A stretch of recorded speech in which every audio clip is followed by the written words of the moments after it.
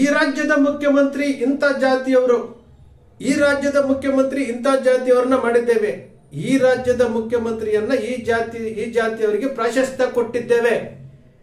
ಇದು ಮುಖ್ಯಮಂತ್ರಿಗಳ ಆಯ್ಕೆಯ ಸಮಯದಲ್ಲಿ ಜಾತಿಯನ್ನು ಪರಿಗಣಿಸಿ ಜಾತಿಯ ಬಗ್ಗೆ ಮಾತನಾಡುವಂತಹ ಇವತ್ತು ನಮ್ಮ ದೇಶದ ಪರಿಸ್ಥಿತಿಯ ಬಗ್ಗೆ ನಾವು ಮಾತನಾಡೋದಾದ್ರೆ ಜಾತಿ ಇಲ್ಲ ಅಂತ ಹೇಳ್ತಾರಲ್ಲ.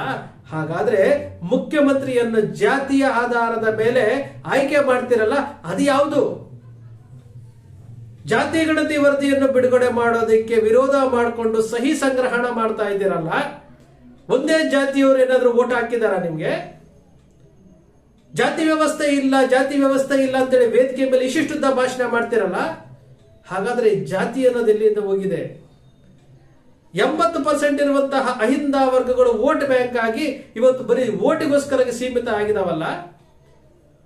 ಒಬ್ರು ಹೇಳ್ತಾರೆ, ಒಬ್ಬ ದೊಡ್ಡ ರಾಜಕಾರಣಿ ಹೇಳ್ತಾರೆ, 100 ಸ್ಥಾನಗಳನ್ನ ಗಳಿಸ್ತಾ ಇದ್ವಿ ನಾವು ಹಿಂದೆ, 100 ಸ್ಥಾನಗಳು ನಮ್ಮ ಜಾತಿಯವರು ಗೆಲ್ತಾ ಇದ್ವಿ, ಇವತ್ತು 55 ಸ್ಥಾನಗಳಿಗೆ ಬಂದಿದ್ದೇವೆ ಅಂತ ಹೇಳ್ತಾರೆ. ಅಂದ್ರೆ 100 ಸ್ಥಾನಗಳನ್ನ ನಾವು ಗೆಲ್ಲಬೇಕು, ಇನ್ನು 45 ಸ್ಥಾನ ಮೈನಸ್ ಆಗಿದೆ ಅಂತ ಹೇಳ್ತಾರೆ. ಮತ್ತೊಬ್ರು ಹೇಳ್ತಾರೆ ಜಾತಿ ಗಣತಿ ವಿರೋಧ ಬಿಡುಗಡೆ ಮಾಡಬಾರ್ದು ಅಂತ ಹೇಳಿ ವಿರೋಧ ಮಾಡ್ತಾರೆ, ಸಹಿ ಸಂಗ್ರಹಣ ಮಾಡ್ತಾರೆ, ಉಪಮುಖ್ಯಮಂತ್ರಿ ಯಾದಿಯಾಗಿ ಸಹಿ ಮಾಡ್ತಾರೆ.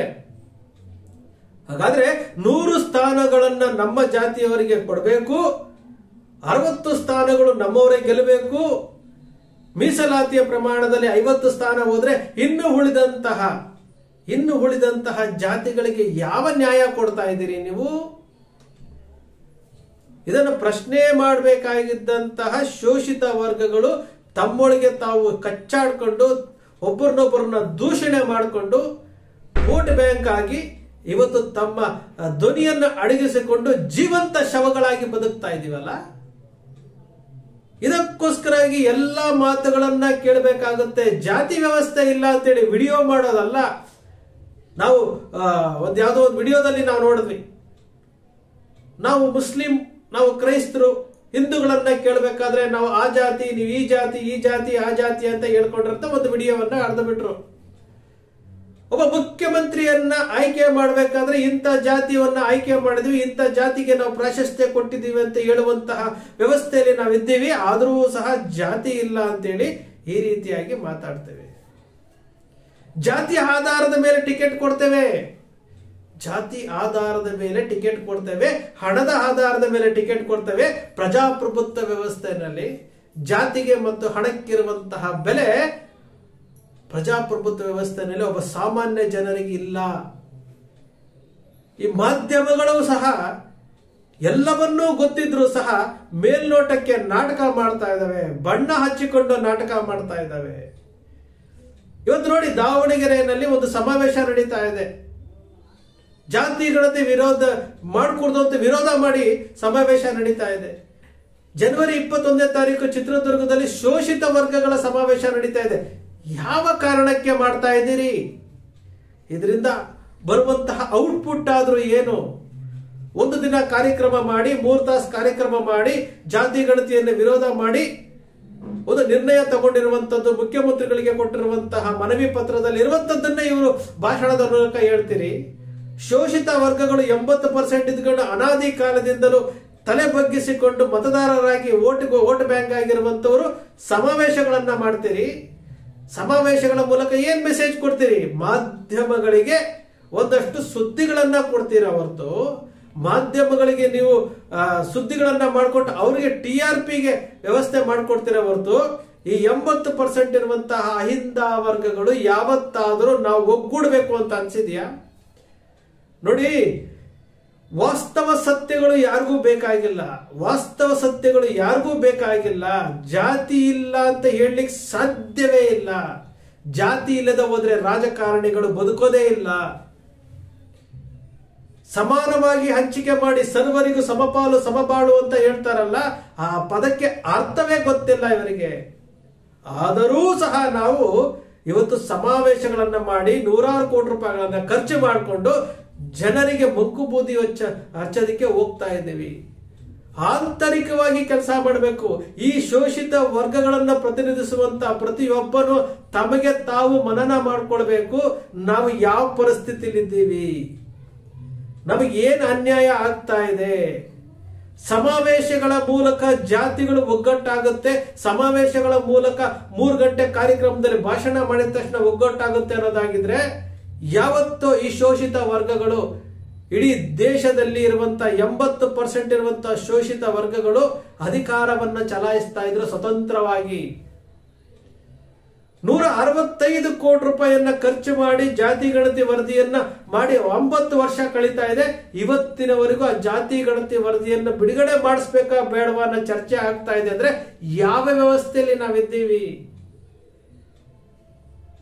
ಯಾರು ವಿರೋಧ ಮಾಡ್ತಾ ಇದ್ದಾರೋ ಅವರು ಅವತ್ತು ಜಾತಿ ಗಣತಿ ವರದಿ 2015ರಲ್ಲಿ ಮಾಡಿದಾಗ ಎಚ್ ಆಂಜನೇಯ ಸಮಾಜ ಕಲ್ಯಾಣ ಸಚಿವರಾಗಿರ್ತಾರೆ, ಕಾಂತರಾಜ್ ಅವರನ್ನ ಸಮಿತಿ ರಚನೆ ಆಗುತ್ತೆ.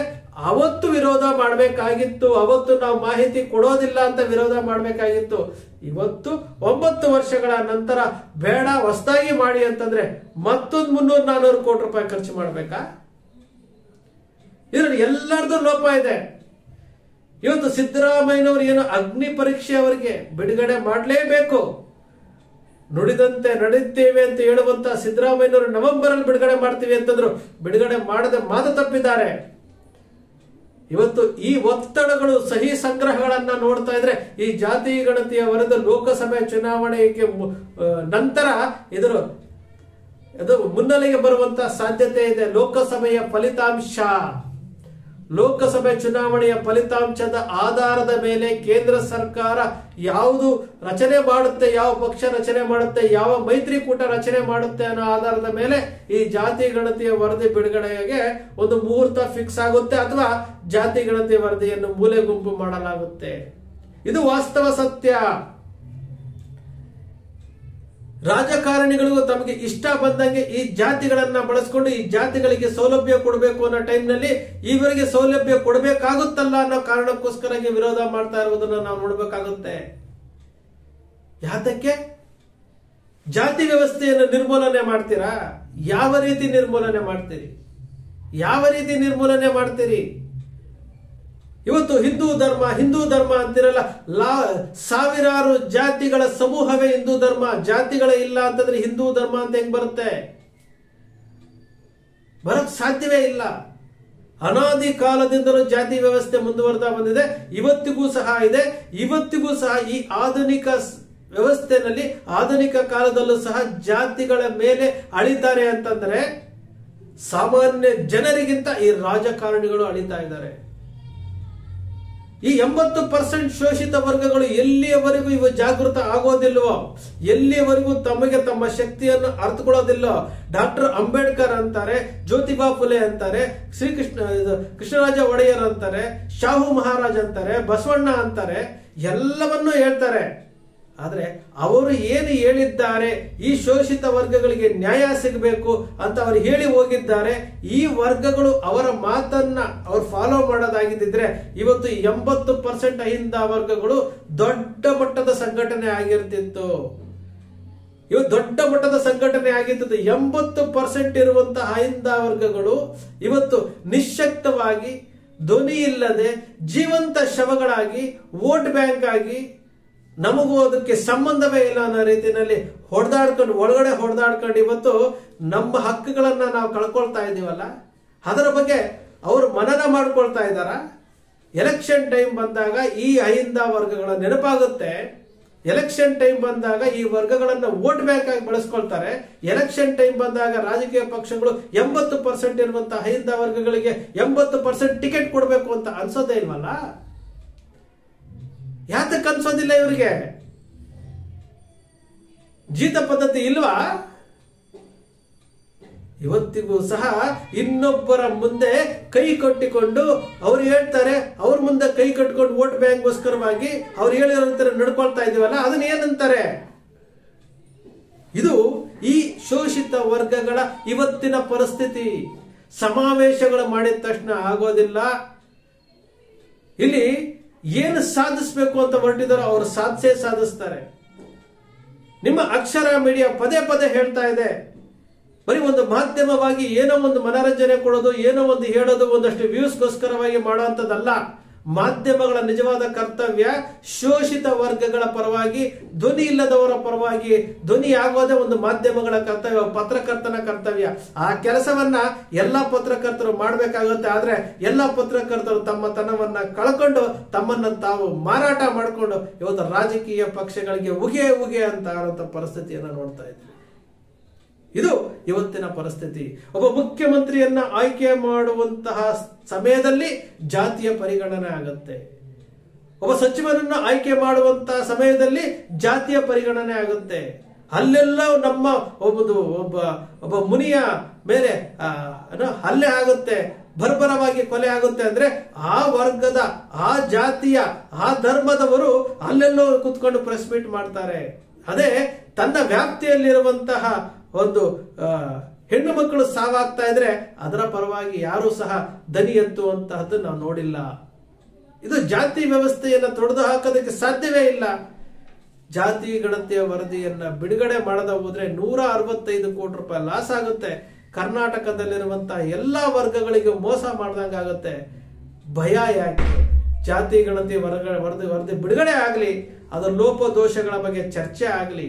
ಇದು ನಿಮ್ಮ ಅಕ್ಷರ ಮೀಡಿಯಾದ ಬೇಡಿಕೆ, ಒತ್ತಾಯ, ಕಳಕಳಿ. ಈ 80% ಅಹಿಂದ ವರ್ಗಗಳಿಗೆ ಕೇಳ್ಕೊಳ್ಳೋದಿಷ್ಟೇನೆ. ನಿಮಗೆ ನೀವು ಅವಲೋಕನ ಮಾಡ್ಕೊಳ್ಳಿ, ಆತ್ಮಾವಲೋಕನ ಮಾಡ್ಕೊಳ್ಳಿ. ನೀವು ಯಾವ ಪರಿಸ್ಥಿತಿಯಲ್ಲಿ ಇದ್ದೀರಿ ಅಂತೇಳಿ, ನಿಮ್ಮ ಶಕ್ತಿ ಏನು ಅಂತ ತಿಳ್ಕೊಳ್ಳಿ.